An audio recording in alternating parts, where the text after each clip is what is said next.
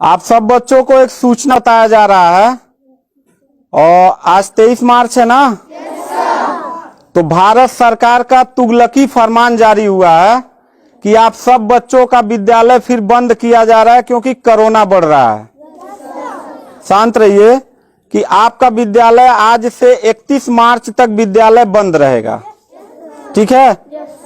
और आप सब लोगों को बताना चाहेंगे कि यही काम पिछले साल भी हुआ था कि एक हफ्ते के लिए लॉकडाउन किया जाएगा जब आपका एनुअल एग्जाम चल रहा था, और तब से लेके पूरा साल जो था वो विद्यालय बंद हो गया, जिससे आपकी पढ़ाई बहुत ज्यादा नुकसान हुआ। और इस साल जब विद्यालय खुला, आपने किताब कॉपी अपना सारा व्यवस्था कर लिया, तब हमारे तुगलकी फरमान जो हमारे सरकार हैं वो अब आदेश कर दिए कि अब फिर जो है कि ये विद्यालय फिर बंद होगा। माननीय योगी आदित्यनाथ महाराज जी, मैं आपसे पूछना चाहता हूं कि आप बच्चों के भविष्य के साथ और जो प्राइवेट अध्यापक विद्यालय में पढ़ा के अपनी रोजी रोटी कमा खा रहे हैं, उनके पेट पे लात क्यों मार रहे हैं? इन बच्चों के भविष्य के साथ खिलवाड़ क्यों कर रहे हैं? ठीक है, कोरोना अगर बढ़ रहा है, विद्यालय बंद था, पूरे साल में किसी एक अध्यापक ने, किसी एक प्रबंधक ने कभी भी विद्यालय खोलने के लिए कोई धरना प्रदर्शन नहीं किया और हम लोगों ने पूरा सपोर्ट किया। लेकिन बीच में अगर कोरोना फैल रहा है तो मैं आपसे पूछना चाहूंगा कि जब गोरखपुर महोत्सव आप करा रहे थे तब कोरोना फैल नहीं रहा था। जब आप आके यहाँ पे इलाहाबाद के प्रयागराज में कुंभ का मेला लगवा रहे थे तब कोरोना नहीं फैल रहा था, जहां पे करोड़ों लोग स्नान करने गए। और अभी हरिद्वार में महाकुंभ का आयोजन आप करवा रहे हैं तब कोरोना नहीं फैल रहा है। बिहार में चुनाव हो रहा है तब कोरोना नहीं फैल रहा है। और विद्यालय जो बच्चों का सबसे देश की रीढ़ की हड्डी होते हैं, जिनकी बुनियादी शिक्षा, प्रारंभिक शिक्षा आप बिल्कुल बर्बाद कर दिए हैं पिछले 2 साल से, और अब जाके फिर लॉकडाउन आप लगा रहे हैं। तो आपसे पूछना चाहेंगे कि बच्चों के भविष्य के साथ आप मैच क्यों खेल रहे हैं? ये जितने भी बच्चे हैं, अगर 1 मार्च आप 1 अप्रैल बोले हैं, 1 अप्रैल तक अगर विद्यालय नहीं खुला तो इन सारे बच्चों को लेके मैं रोड पे बैठ जाऊंगा। ये मैं आपको खुला चैलेंज कर रहा हूं, क्योंकि बात सिर्फ मेरे तक का नहीं है, इन सारे बच्चों का भविष्य है। और इन सारे बच्चों का भविष्य आप लोग अंधकार में डाल रहे हैं। आप लोग खुद नहीं चाहते हैं कि देश का बच्चा पढ़े, पढ़ के कुछ लायक बने। आप लोग अपना, जब रैली निकालना रहेगा, चुनाव रहेगा, तो कोरोना आपके पास नहीं रहता है। और जब आपको लगेगा कि आपके विपक्ष में लोग खड़े हो रहे हैं तो आप कोरोना का ड्रामा करा के विद्यालय को सबसे पहले आप बर्बाद कर रहे हैं। आप बताइए, विद्यालय में, आप गोरखपुर जिले में 193 लोगों ने अपने विद्यालय की मान्यता निरस्त करा लिया। जानते हैं क्यों? महंत योगी आदित्यनाथ जी, क्योंकि वो लीज पे चलाते थे और उनका भाड़ा हुआ करता था 40,000 45,000 रुपया मंथली हुआ करता था। वो भाड़ा न चुकाने के वजह से, चूंकि मालिक को भाड़ा चाहिए, उन लोगों ने अपनी मान्यता निरस्त करा दिया। और सरकारी जो स्कूल है उनकी हालत तो पहले से मतलब खस्ता हो चुकी है। तो ऐसे कंडीशन में गार्जियन करे तो क्या करे, और हम अध्यापक करे तो क्या करें? ये जितने भी 16-17 स्टाफ हैं, इन सब लोगों की रोजी रोटी चलती है इन बच्चों के और इस विद्यालय के संस्था से। आप लोग हमारे पेट पे प्रहार कर रहे हैं, हम लोगों के व्यवसाय से प्रहार कर रहे हैं।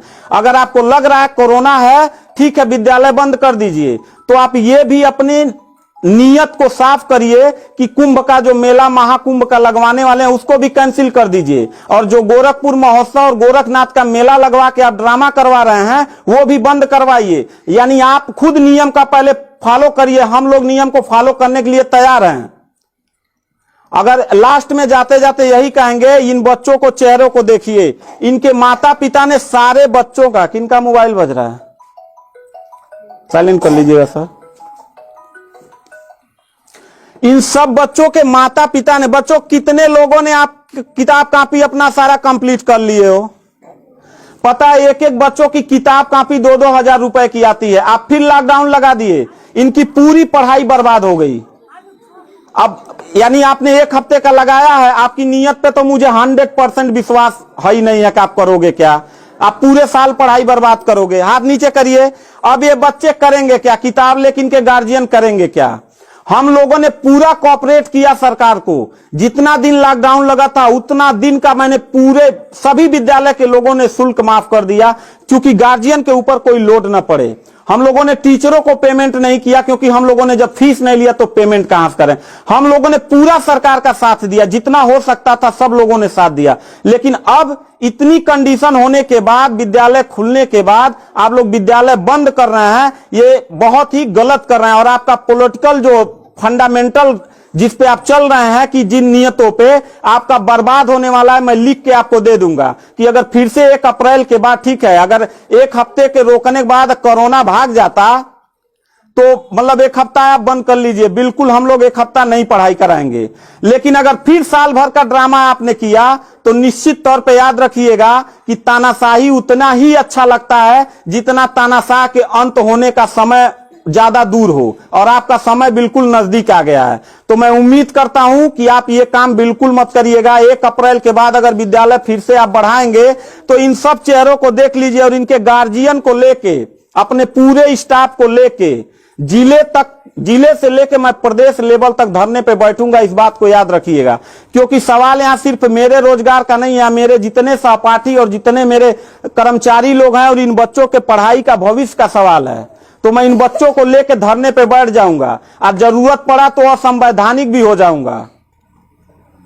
इसी के साथ मैं सरकार से रिक्वेस्ट करूंगा कि अगर 1 हफ्ता में बंद करने से कोरोना भाग जाता है तो हम सब लोग आपके साथ हैं, अगर नहीं भागता है तो 1 अप्रैल से छोड़ दीजिए।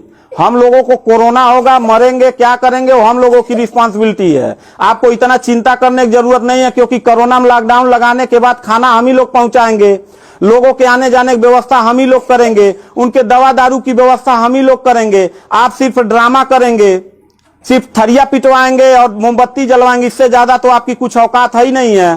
तो मैं उम्मीद करता हूं कि 1 अप्रैल के बाद आप विद्यालय खोल दीजिएगा। इन बच्चों के भविष्य के साथ आप लोग खिलवाड़ मत करिएगा।